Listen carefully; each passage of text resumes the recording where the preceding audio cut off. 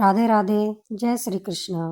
आप सभी भक्तों का आज की मेरी इस वीडियो में स्वागत है। आप सभी भक्त भी कभी न कभी श्री बांके बिहारी के मंदिर श्री वृंदावन धाम अवश्य गए होंगे और श्री बांके बिहारी जी के दर्शनों का आनंद लिया होगा। उनके दर्शन करके ऐसा लगता है कि मानो जीवन का सारा सुख मिल गया हो। उनके दर्शन करते रहो ऐसी लालसा बनी रहती है। लेकिन क्या आपको पता है कि बांके बिहारी जी कैसे प्रकट हुए? वृंदावन के कण कण में श्री भगवान श्री कृष्ण का वास है। यहाँ पर लोग राधे राधे कहकर अपना कल्याण करते हैं। वृंदावन में भगवान के प्राकट्य उत्सव का अद्भुत नज़ारा देखने को मिलता है। भक्तगण इस उत्सव में बढ़ चढ़कर भाग लेते हैं। आज की वीडियो में इस उत्सव की महिमा और भगवान के प्रकट होने के अद्भुत लीला का दर्शन करेंगे। तो चलिए श्री बांके बिहारी जी को याद करते हुए आज की कथा शुरू करते हैं।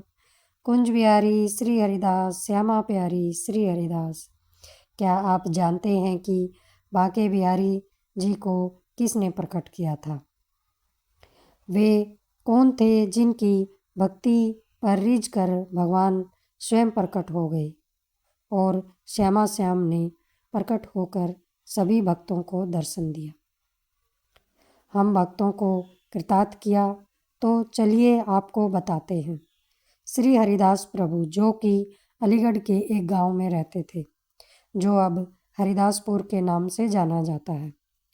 हरिदास जी अपना सांसारिक मोह को त्याग कर यहाँ वृंदावन में आ गए और उनके संग उनके भाई गोविंद जी का बेटा विट्ठल विपुल जी भी उनके साथ चले गए।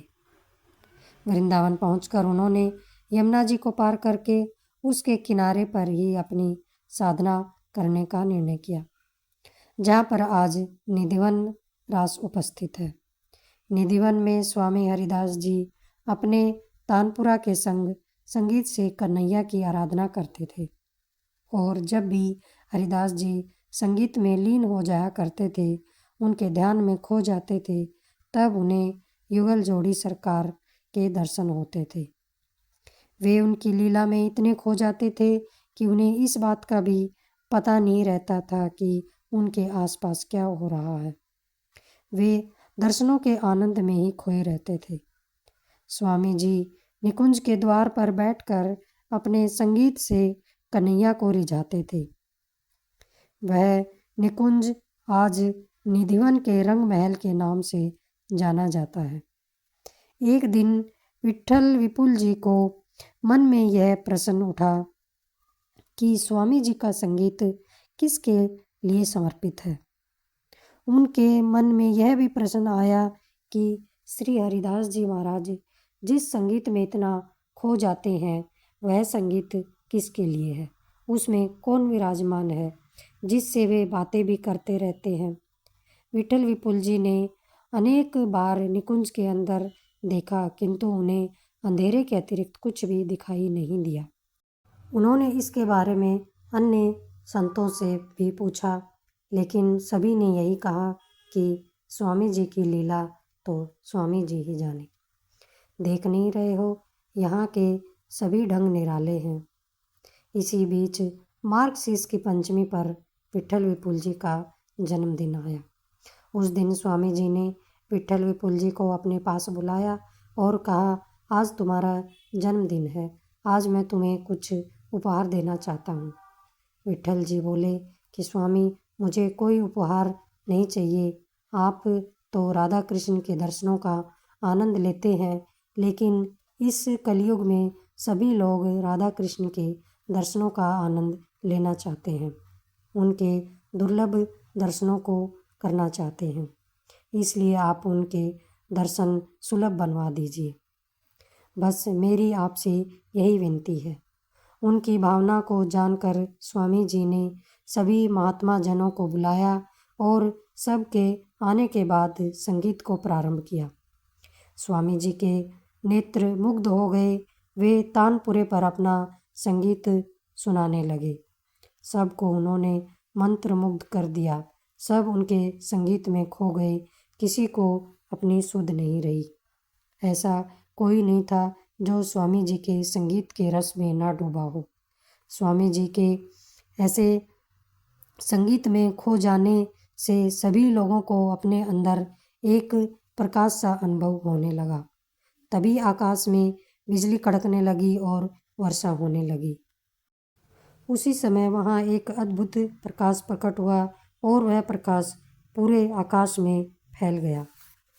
उसी समय ही युगल जोड़ी सरकार प्रकट हुए और वहाँ पर उपस्थित सभी भक्तगण श्यामा श्याम के दर्शनों में खो गए। जुगल जोड़ी सरकार के दर्शन करके लोग आनंदित होने लगे। वे संगीत से भगवान को प्रसन्न करने लगे और पूरी तरह से भाव विभोर हो गए।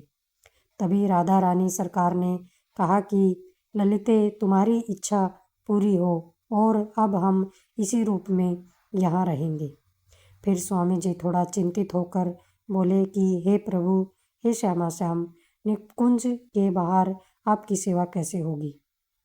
विष्णु, शिव आदि देवताओं की तो पूजा का वैदिक विधि विधान है। फिर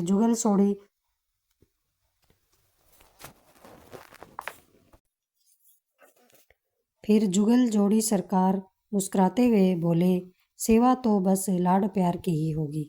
फिर हरिदास जी निश्चिंत होकर बोले, सरकार, मेरी एक प्रार्थना और है कि मैं आपके अलग अलग रूप की सेवा तो नहीं कर पाऊंगा और राधा रानी का इतना तेज और सौंदर्य है कि जगत की आंखें उसे देख नहीं पाएंगी।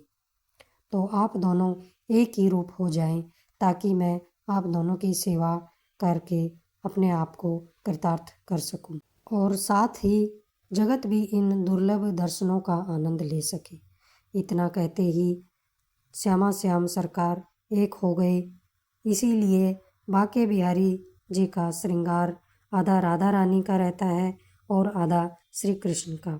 हमारे बाके बिहारी मंदिर में राधा रानी और श्री कृष्ण दोनों ही विराजमान हैं, लेकिन बाके बिहारी जी का रंग श्री कृष्ण की तरह ही सांवला है।